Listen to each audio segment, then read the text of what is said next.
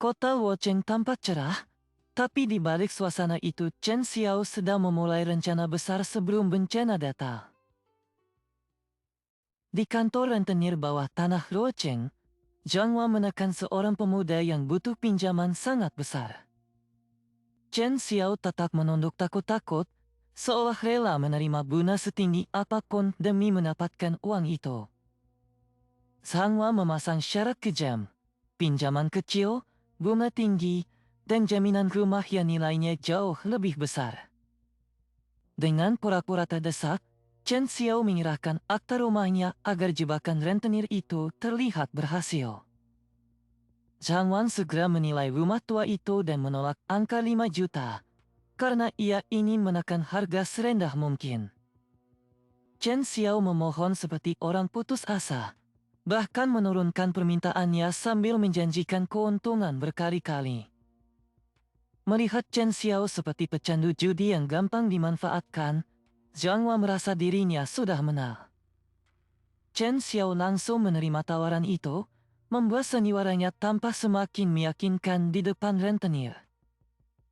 Zhang Hua akhirnya menyepakati 3,5 juta yuan, dengan ancaman rumah itu akan disita kalau gagal bayar. Saat membaca kontrak, Chen Xiao tidak benar-benar kalah. Ia masih menyimpan satu syarat terakhir. Ia meminta syarat itu dengan tenang, cukup untuk membuat Zhang Hua penasaran dengan rencana anak muda tersebut. 10 menit kemudian, Chen Xiao keluar dari kantor rentenir dengan kontrak pinjaman yang sudah ia dapatkan. Uang 3,5 juta yuan masuk ke rekeningnya, menandakan bagian pertama dari rencananya berjalan mulus. Di balik wajah porosnya, Chen Xiao mengejek rentenir itu karena ia tahu bencana kiamat akan datang 1 bulan lagi. Dalam kehidupan sebelumnya, bencana dari bintang biru mengubah ekosistem bumi dan membuat suhu global melonjak sampai 50 derajat. Selama 30 hari neraka panas itu, kota terbakar, makhluk bermutasi, dan manusia dipaksa bertahan hidup seperti binatang. Zhang Hua merasa cerdik karena menaikkan bunga agar uang cepat cair, tanpa sadar ia sedang dipakai Chen Xiao. Bawahan Zhang Hua curiga, tetapi semua terlihat terlalu masuk akal karena rumah Chen Xiao memang bernilai tinggi. Zhang Hua tetap meremehkan Chen Xiao dan malah berencana memanipulasi hasil judi agar bisa mengurasnya lebih jauh. Di luar gedung, Chen Xiao sadar para rentenir itu mengira bisa mempermainkannya, padahal justru mereka yang sedang masuk perangkap. Setelah uang berpindah ke tangannya, Chen Xiao tidak berniat mengembalikannya karena dunia lama sebentar lagi runtuh. Dari ingatan kehidupan sebelumnya, ia tahu bumi akan mengering, tumbuhan mati, makhluk bermutasi, dan tatanan sosial hancur. Saat sumber daya makin langka, manusia rela melakukan cara kotor hanya untuk mendapatkan sedikit bahan bertahan hidup. Di masa seperti itu, makanan dan air menjadi kekayaan sejati. Bahkan orang terkenal pun bisa merendahkan diri demi satu teguk air. Karena telah terlahir kembali sebelum bencana turun, Chen Xiao punya waktu untuk mengumpulkan semua kebutuhan sejak awal. Langkah berikutnya membawanya ke toko es krim mewah, tempat barang dingin akan berubah menjadi harta saat kiamat panas datang. Chen Xiao memenali Suigao Assassin, es krim mahal yang dulu hanya bisa ia lihat dari jauh. Kenangan tentang Liuan King membuatnya kesal, karena dulu ia pernah menghamburkan uang untuk menyenangkan wanita itu. Demi memeras rasa sesalnya sendiri, Chen Xiao memesan 10 dari setiap jenis es krim di toko itu. Pesanan gila itu langsung membuat pengunjung lain terkejut, sementara Chen Xiao tetap tenang seperti orang biasa. Pelayan pun ragu karena penampilan Chen Xiao tidak terlihat seperti pelanggan yang mampu membayar puluhan ribu yuan. Seorang wanita bahkan mengejeknya dan bersumpah akan koto kalau pria miskin itu benar-benar sanggup membayar. Chen Xiao menangkap ucapan itu dengan dingin dan sengaja memastikan apakah tantangan tersebut serius. Wanita itu makin tersinggung, mengira Chen Xiao hanya datang untuk pamer tanpa tahu keras tempat itu. Alih-alih mundur, Chen Xiao justru mengunci perkataannya dan membuat wanita itu mulai kehilangan kendali. Saat Chen Xiao memperlihatkan saldo 20 juta yuan, pelayan yang semula ragu langsung panik mencari manajer. Manajer Feiki datang dengan sopan, dan Chen Xiao langsung meminta seluruh stok es krim toko itu dihitung. Feiki sadar ia sedang berhadapan dengan pembeli besar, sementara Chen Xiao paham harga barang ini akan segera berubah nilai. Total stok toko mencapai 1 juta yuan, tetapi bagi Chen Xiao itu masih murah dibanding manfaatnya saat kiamat tiba. Ia membayar uang muka 300.000 yuan dan memerintahkan semua stok dikirim ke alamatnya. Setelah transaksi itu, Chen Xiao mengizinkan para wanita memilih es krim sesuka hati, membuat citranya mendadak berubah. Namun ia sengaja mengecualikan wanita yang tadi mengejeknya, karena janji Koto masih belum ditepati.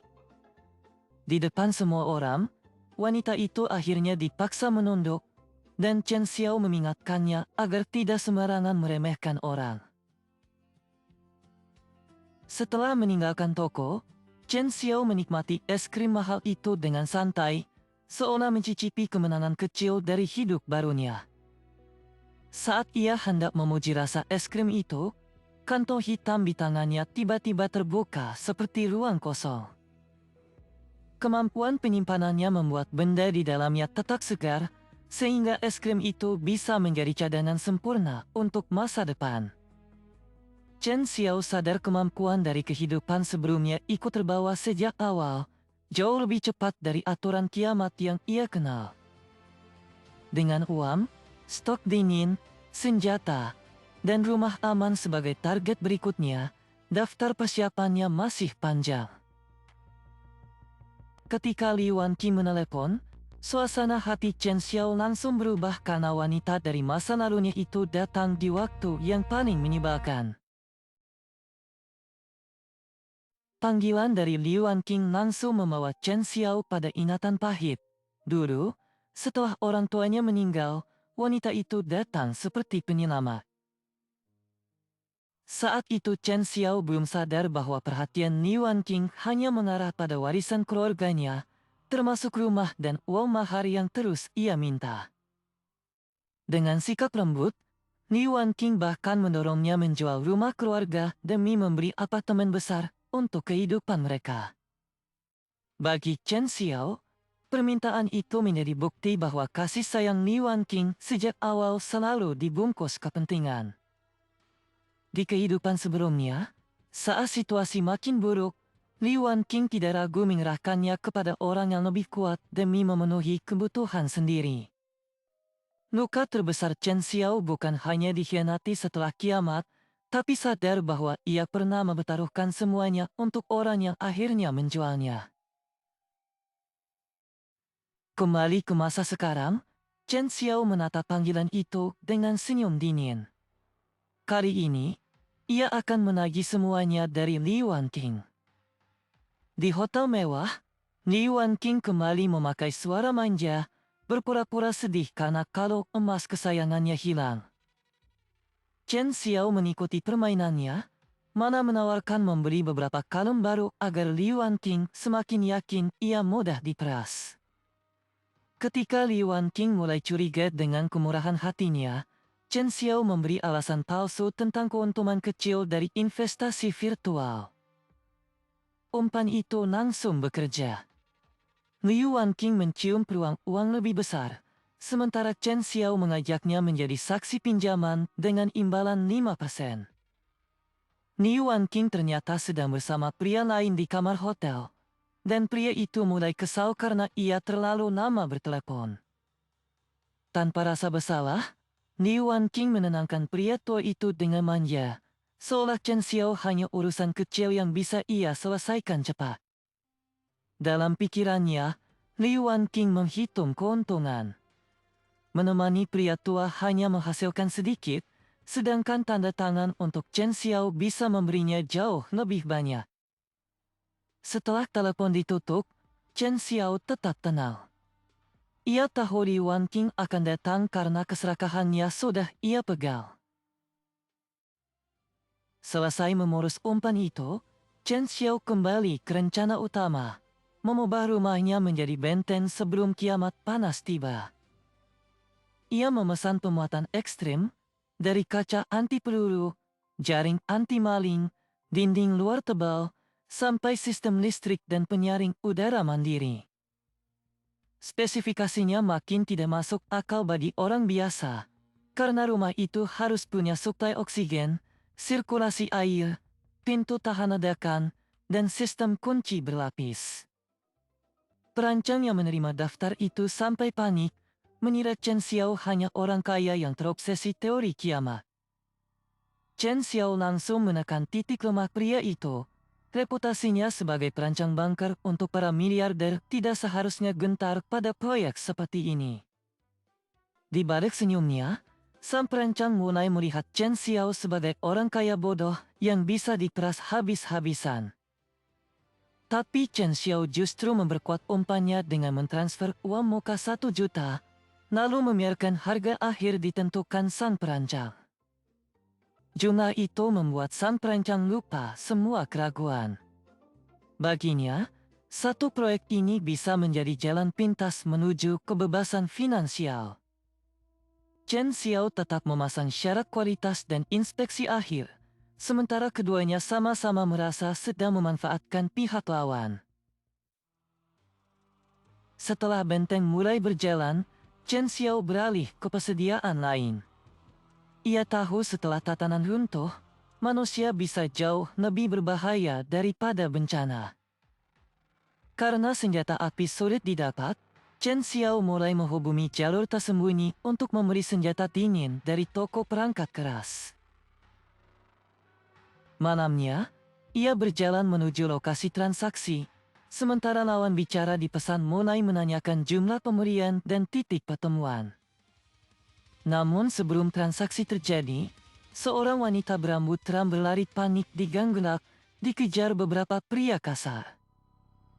Chen Xiao tanpa sengaja menjadi tempat wanita itu berlindung, sementara para pengejar menipu mereka dan menuduhnya menipu di wilayah mereka. Saat wanita itu memohon diselamatkan, Chen Xiao terkejut mengenalinya sebagai Liu, seseorang yang jelas tidak ia duga akan muncul di tempat seperti itu.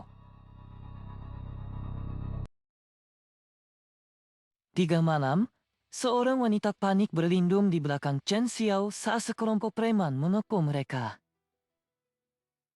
Saat menoleh, Chen Xiao merasa wajah wanita itu sangat familiar, meski kondisinya kini jauh dari tenang. Ia segera mengenalinya sebagai Liu, mantan dewi kampus yang dulu terkenal dan nyaris tak pernah bersinggungan dengannya. Dalam ingatan Chen Xiao, Liu selalu tampak bersinar dan sulit dijangkau, seperti sosok yang hidup di dunia berbeda. Karena itu, melihat Liu terpojok di gang sempit membuat situasi ini terasa makin ganjil baginya. Namun Chen Xiao tidak sempat larut dalam nostalgia, karena ancaman di depannya sudah nyata dan dekat. Tatapan Chen Xiao mengeras. Ia memutuskan menghadapi situasi itu lebih dulu sebelum menanyakan alasan Liu berada di sana. Liu bersembunyi di belakang Chen Xiao dan memohon perlindungan, berharap pria itu mau membantunya keluar dari bahaya. Chen Xiao maju setengah langkah, secara diam-diam menempatkan tubuhnya sebagai dinding antara Liu dan para pengejar. Preman botak yang memimpin kelompok itu langsung mengancam Chen Xiao dan menuntut agar Liu diserahkan. Tanpa banyak bicara, Chen Xiao mulai bergerak. Di matanya, konflik seperti ini justru lebih mudah dibaca daripada kepura-puraan orang licik. Begitu pukulan pertama mendarat, sistem Chen Xiao langsung menangkap campuran rasa takut, sakit, dan amarah dari lawannya. Chen Xiao menyerang tegas dan efisien, seolah tubuhnya sudah terbiasa bertaruh untuk bertahan hidup. Salah satu preman mencoba memakai Liu sebagai sandera, tetapi Chen Xiao tetap tenang membaca celahnya. Dalam sekejap, lawan itu justru dihantam balik dengan brutal hingga mental kelompok tersebut mulai runtuh. Di tengah kekacauan, pria berekor kuda yang hendak bertemu Chen Xiao kebetulan tiba di lokasi dan menyaksikan situasinya. Keributan melebar, dan kedatangan pria baru itu membuat posisi para preman semakin tidak menguntungkan. Chen Xiao terus menekan mereka tanpa ragu, memaksa para pemijat sadar bahwa target empuk yang mereka kira ternyata salah sasaran. Rangkaian serangan cepat membuat keberanian para preman goyah, sementara Liu hanya bisa menonton dengan tegar.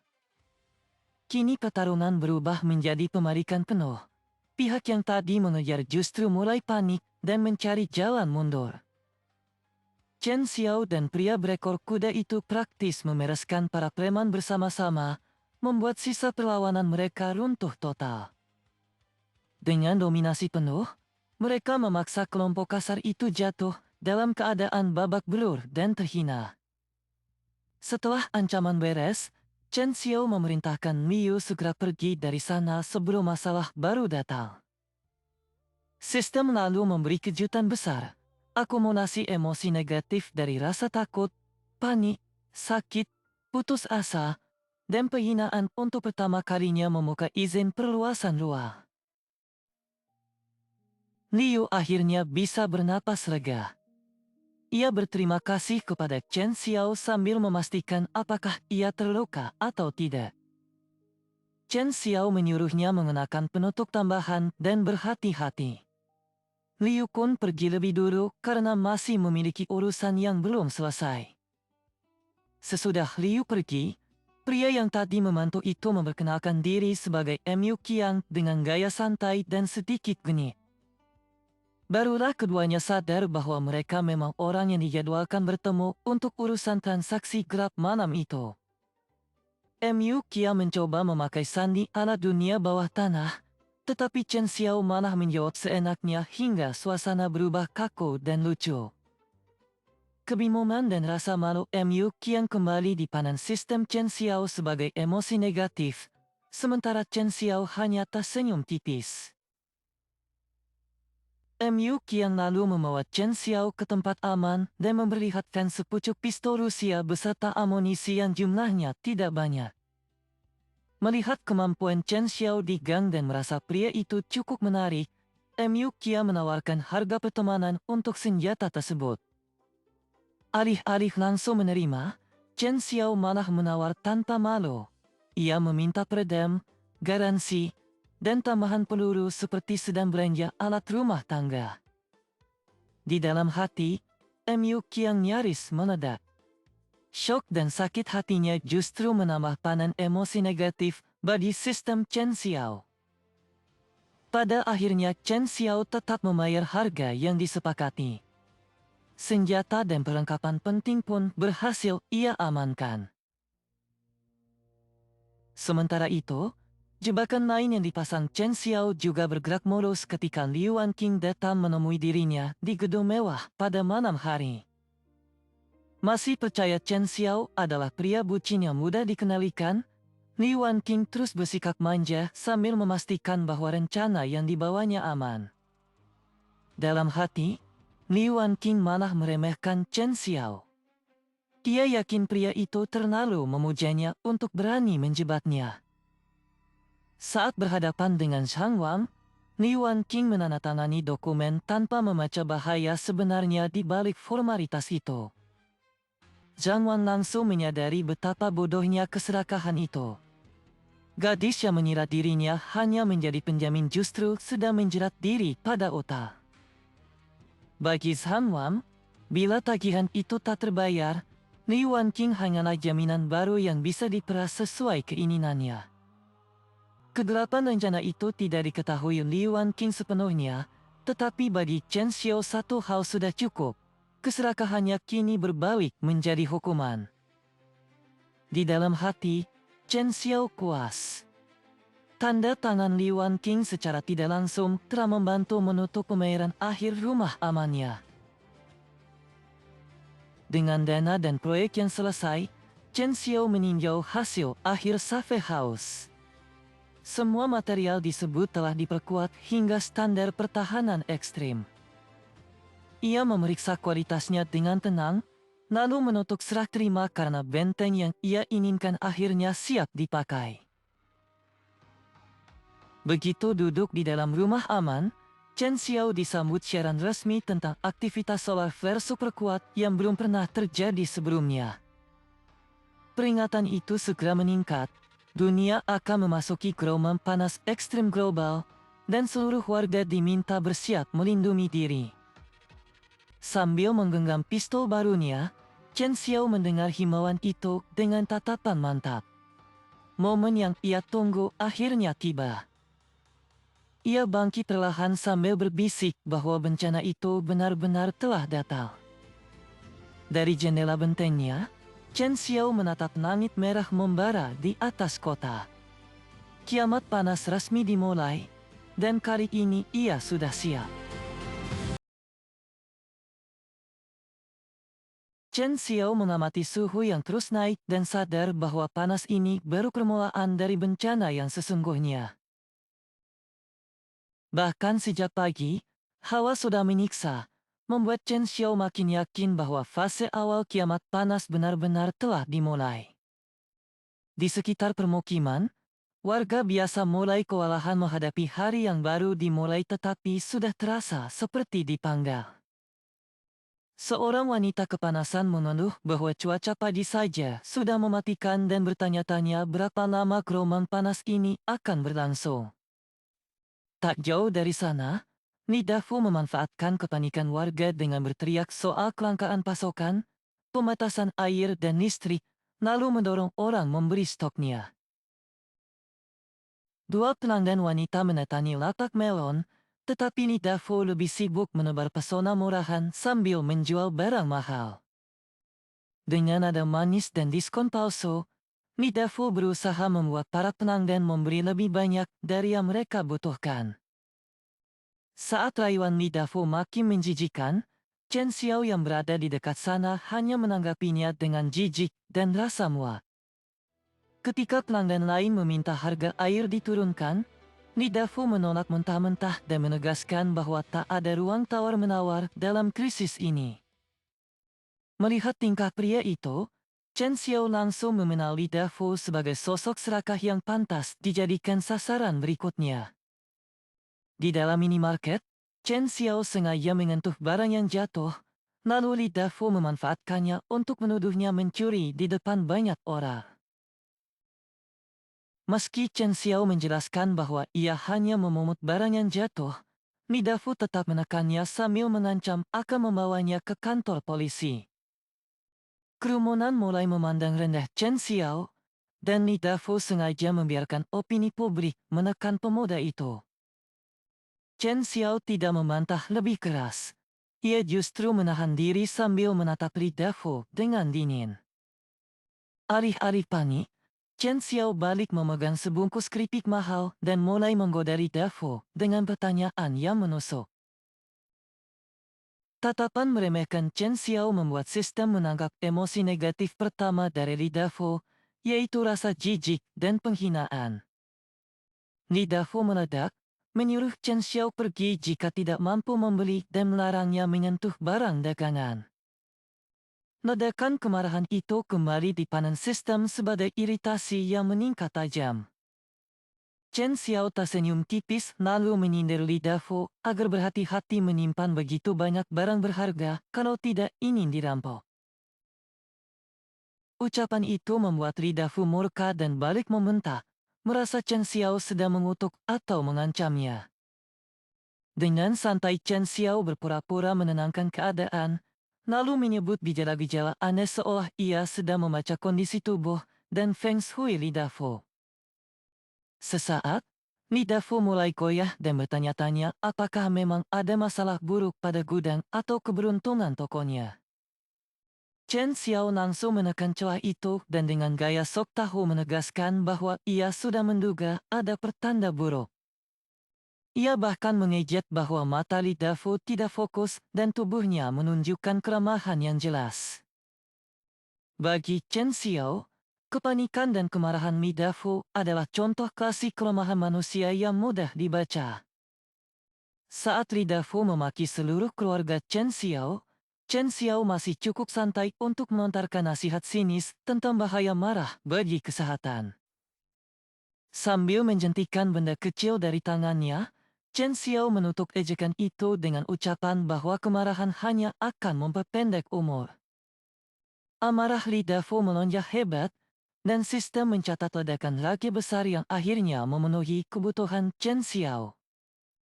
Malamnya, Chen Xiao menatap minimarket itu dari luar dan berjanji bahwa kali ini ia akan mengambil kembali semuanya dengan bunga yang pantas. Ia segera menukar 20 satuan emosi negatif untuk memperluas ruang penyimpanannya, dan sistem mengonfirmasi tambahan kapasitas 200 meter kubik. Dengan ruang baru itu, Chen Xiao melepaskan kemampuan penyimpanannya dan mulai menenang stok barang minimarket ke dalam ruang gelap miliknya. Pagi berikutnya suasana tampak tenang, tetapi ketenangan itu hanya jeda singkat sebelum Li Dafu menemukan bencana di tokonya. Begitu tiba di depan minimarket, Li Dafu tertegun karena merasa ada sesuatu yang sangat salah. Saat masuk ke dalam, ia mendapati rak-rak kosong total dan baru sadar seluruh stok berharganya lenyap semalam. Li Dafu langsung berteriak histeris, menuntut tahu siapa yang telah menghabisi persediaan tokonya. Rekaman kepanikan Li Dafu yang tertangkap layar kembali memberi Chen Xiao lonjakan emosi negatif dalam jumlah besar. Di tempat aman, Chen Xiao duduk santai sambil minum, menikmati hasil langkah awalnya sebelum agenda berikutnya dimulai. Li Dafu benar-benar kehilangan kendali. Setelah seluruh stok minimarketnya lenyap, ia berteriak seperti orang gila di depan toko yang sudah kosong. Kerumunan mulai gelisah. Ada yang bingung bagaimana semua barang bisa hilang dalam semalam. Ada juga yang curiga Li Dafu sengaja membuat sandiwara untuk menaikkan harga. Rumor makin melebar. Beberapa warga bahkan membicarakan bayangan gelap yang katanya melayang di dalam toko pada malam sebelumnya. Cerita hantu itu membuat Li Dafu ikut merinding. Orang yang tadi paling keras berteriak kini mulai takut pada sesuatu yang tidak bisa ia jelaskan. Dari kekacauan itu, sistem Chen Xiao kembali memanen emosi negatif, amarah, ketakutan, dan kecurigaan bercampur menjadi bahan bakar baru. Chen Xiao berdiri santai di tengah kerumunan sambil memakan keripik. Baginya, Li Dafu adalah sumber emosi negatif yang sangat stabil. Ia lalu sengaja menambah pancingan. Aroma dan suara keripik itu diarahkan tepat saat Li Dafu sedang paling sensitif. Li Dafu langsung mengenali kemasannya. Meski bukti itu lemah, rasa panik membuatnya yakin Chen Xiao pasti terlibat. Chen Xiao justru pura-pura polos dan bertanya apakah keripik itu bisa mencegah heat stroke sampai harus dihargai semahal barang penyelamat nyawa. Ketika Li Dafu menuduhnya mencuri, Chen Xiao balik menekan inti masalah. Tanpa bukti, tuduhan itu hanya akan menjadi tanggung jawab Li Dafu sendiri. Chen Xiao kemudian mempermalukannya lebih jauh. Toko itu bersih total. Bahkan koin kecil pun tidak tersisa. Jadi setengah kantong keripik jelas sulit dijadikan bukti. Amarah Li Dafu kembali meledak. Sistem pun mencatat panen rage baru yang lebih besar dari sebelumnya. Chen Xiao memanfaatkan situasi itu untuk membalik opini publik. Ia mengingatkan semua orang bahwa keripik seperti itu juga bisa dibeli di toko lain. Kerumunan mulai setuju. Chen Xiao lalu menaikkan taruhan. Nidafo boleh menggeledah rumahnya, tetapi jika tidak menemukan apapun, generator cadangan Nidafo harus menjadi miliknya. Nidafo yang sudah terlanjur panas menerima tantangan itu. Ia merasa Chen Xiao hanya menggertak dan yakin bisa menemukan celah di rumahnya. Mereka pun bergerak bersama menuju rumah Chen Xiao. Nidafo masih berharap bisa menemukan stoknya, sekaligus menyelamatkan generator yang mulai dipertaruhkan. Begitu masuk rumah Chen Xiao, Nidafo langsung tertegun. Interior mewah itu membuatnya sadar bahwa pemuda yang ia remehkan ternyata tidak sesederhana dugaannya. Nidafo mencari dengan guguk, tetapi yang terlihat justru kulkas penuh makanan mahal, berangkas berisi emas, dan ruangan yang terlalu bersih untuk tuduhannya. Akhirnya Nidafo ciut dan memilih kabur dengan alasan akan mencari ke rumah lain. Taruhan itu praktis membuat Chen Xiao semakin dekat pada generator cadangan miliknya.